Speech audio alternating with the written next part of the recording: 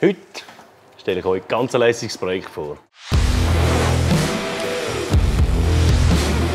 Palüm, Palüm. Ui. Ja. Die Bühne ist zu klein. Die Bühne ist zu klein für das verdammte Gefährt. Ui.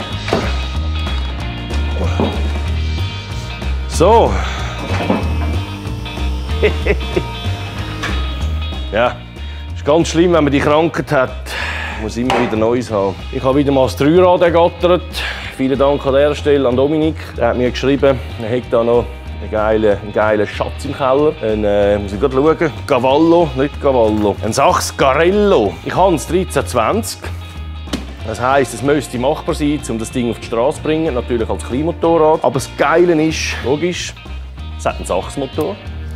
Das ist schon mal ein verdammter Pluspunkt. Zum Jahrgang und so kann ich gar nicht viel sagen, weil ich über das Ding wirklich nicht viel weiss. Ich schätze Ende 50er, Anfang 60er, aber ich weiss es nicht, es ist jetzt ganz frisch. Und ja, es ist natürlich eine riesige Baustelle. Also da macht man alles komplett. Die Räder haben grauenhafte Schläge hinein, haben totale Achte.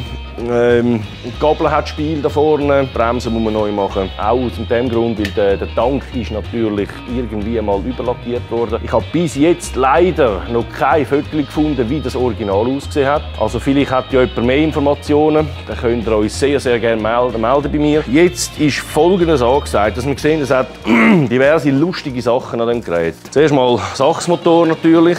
Ist zwar noch der Sachs 50, heisst, es ist der rechtsdrehende mit der kleinen Kurbelwelle etc. Aber das ist kein Problem, der Motor wird sowieso gemacht. Dann baue ich das gerne um, nämlich auf Zahnradantrieb und auf Linksdreher. Weil da haben die noch den Kettenantrieb, der von der Kurbelwelle auf den Kupplungskorb geht. Und das ist einfach natürlich mit der Belastung, die dann da entsteht, nicht so optimal. Jetzt nehme ich da mal schnell die Plattform weg. Die ist nämlich nur gesteckt. So. Jetzt sieht man da, das ist verdammt witzig. Also, zuerst einmal dort der Kettenspanner. Das ist natürlich etwas ganz Spezielles, oder?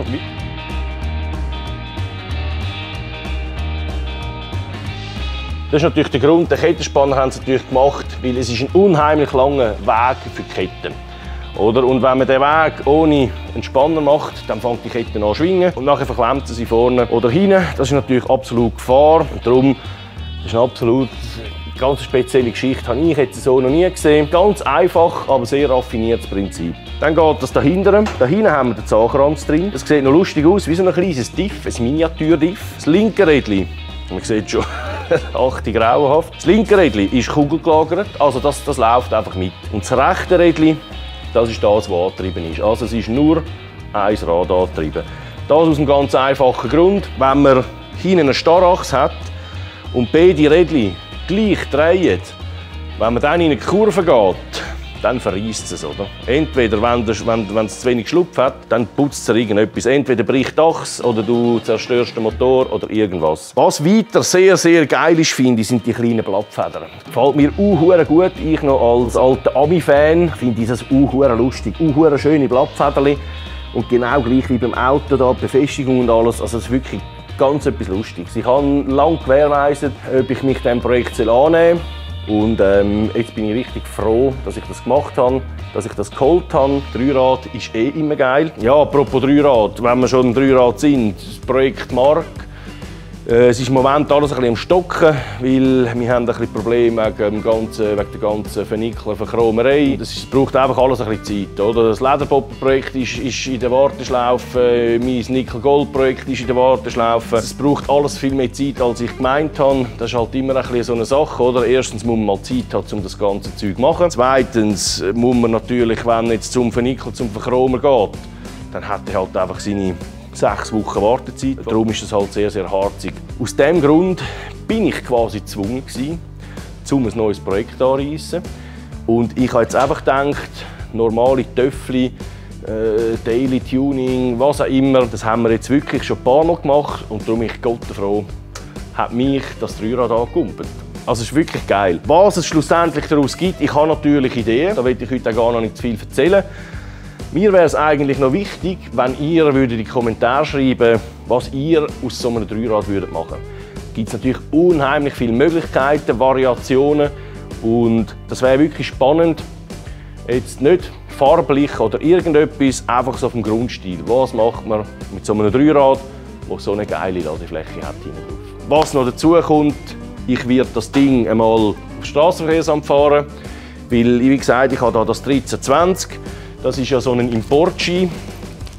Wenn das importiert wird, das ist wichtig, das muss man haben für Kleinmotorrad und für Motorrad. Genau, das ist das Form 1320a, sieht man da.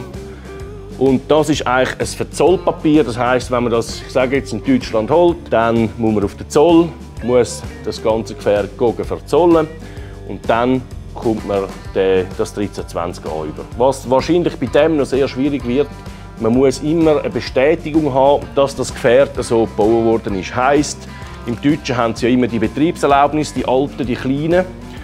So etwas muss man haben oder vom Hersteller wie sagen wir, eine Bestätigung, einfach, dass das wirklich so ab die Band gelaufen ist. Da könnte ich mir vorstellen, wird es bei dem noch relativ schwierig, weil ich habe mal schnell im Internet geschaut, man findet wirklich nichts. Also nochmal, wenn jemand irgendwelche Dokumente hat oder irgendwelche Adressen oder irgendetwas, wäre ich froh, könnt ihr euch sehr, sehr gerne melden bei mir. Ja, es ist geil, es ist wirklich geil. Also ich habe eine scheisse Freude an dem Ding. Die Gabeln. Ich meine, ziehen euch mal die Gabeln nie. Das ist abartig. Das sind einfach so ein Pressblech. Und natürlich auch wieder mit dem gleichen Stil, einem ähnlichen Stil, wie ich gebaut habe, mit diesen Ärmeln. Also das ist wirklich geil. Das ist wirklich eine Freude an dem Sehen. Am Anfang war ich ein bisschen skeptisch, aber je länger ich es anschaue, umso mehr Freude habe ich. Natürlich auch die Naben sind sehr, sehr speziell. Wunderschöne Naben, dicke Speichen, also das ist wirklich gemacht für Gewicht. Oder? Das kann man beladen, hat grosse Bremsen. Das ist natürlich auch wieder das Problem, die Bremsbacken, wenn man da nichts überkommt, dann muss ich es natürlich neu beziehen lassen. Schnell vielleicht zum Motor, ganz klar, der wird revidiert und wie gesagt auf Linksdreher umbauen, dass ich auch eine gute Kurbelwelle kann montieren kann. Das heisst Kupplungskorb, Antriebszahnrad, Kurbelwelle und Schwungrad wird alles ersetzt. Und ich habe hier natürlich noch geile Zylinder. Das ist ein Original Sachzylinder NOS quasi mit dem Kolbenschmidt-Kolben. Also das ist ganz geil. Von denen habe ich nicht mehr viel. Das ist ein Originalzylinder mit rund 3,2 bis 3,5 PS. Schön mit dem 13er Vergaserli und das wird ganz ein schönes Setup. Ich tue es natürlich eher auf Kraft machen, weil je nachdem was da hinten drauf kommt, könnte es noch ein paar Kilo geben. Und wieder ein paar Kilo hocken ja bereits schon drauf, um das ganze Gerät zu bedienen. Natürlich sehr, sehr geil ist auch die ganze Lenkerkonstruktion, die ganze Lenkergeschichte. Sehr ein spezieller Lenker. Da mit dem ganzen fixen Aufnahmen, fix verlötet natürlich für den Bremshebel. Das Gas ist auch lustig. Das ist quasi einfach so eine Schneckenform. Und dann zieht man den ganzen Hebel raus beim Gas geben. Das Gaskabel geht in den Lenker, ist fast schon ein bisschen Harley-Style, oder? Die Aufnahme sehr, sehr schönes Gussteil von dem Kopf, vom Gabelkopf.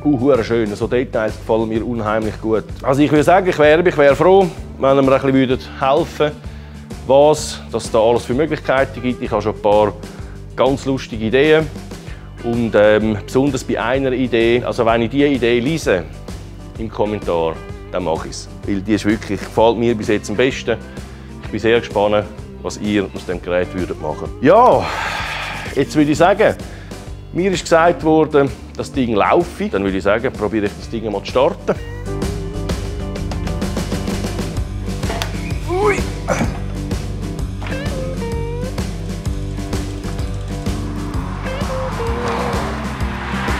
So, also probieren wir das mal zu starten hier.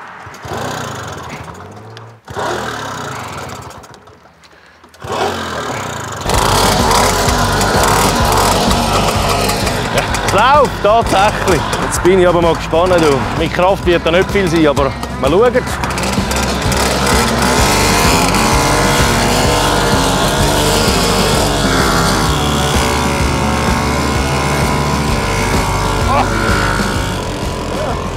Läuft! So kaputt!